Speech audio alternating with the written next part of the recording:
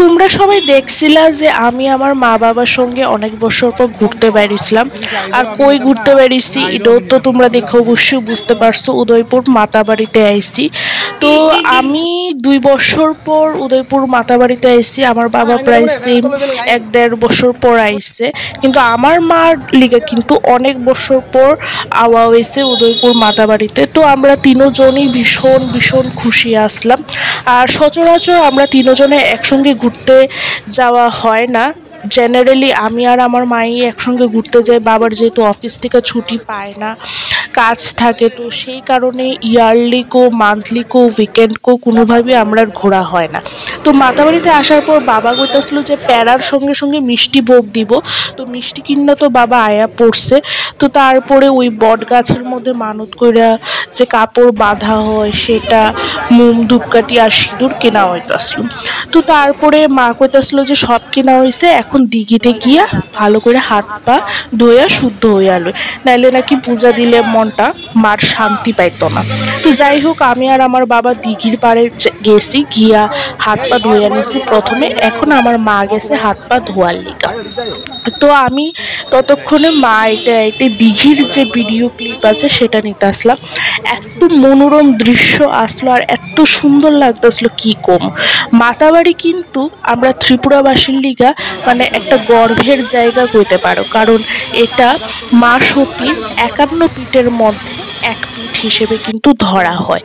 খুবই পূর্ণের স্থান আর এমন একটা জায়গা যেখানে আমরা যদি বছরে 100 বারও আই তাও আমরা কোনো বোরিং লাগতো না।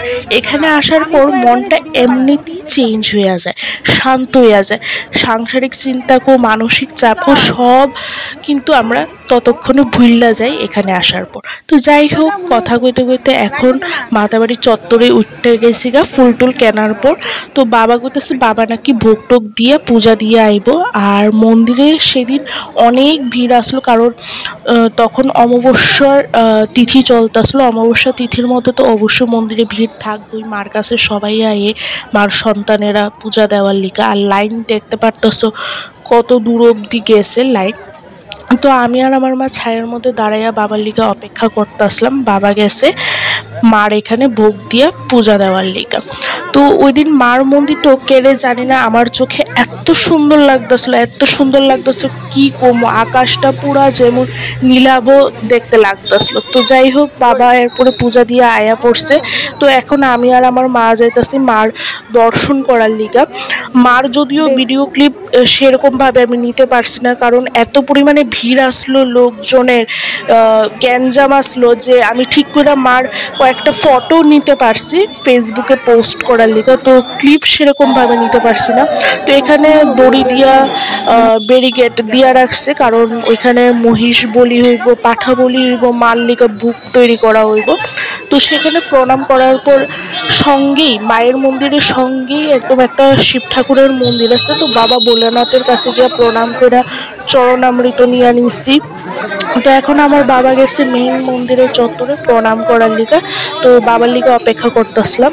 তো বাবা আসার পর যাবো বট গাছের মধ্যে কাপড়টা বাঁধার লিগা। তো কাপড় টাপড় বাঁধা সাইরা তারপরে আমি আমার বাবা মা গেছিলাম মোম ধূপকাঠি দিয়ে পূজা সম্পূর্ণ করার লিগা। তো অবশ্যই তোমার কাছে এই ভিডিওটা তো ভালো লাগবেই। এই ভিডিও ভালো না লাগতে যাইব কই, মার বাড়ির ভিডিও অবশ্যই ভালো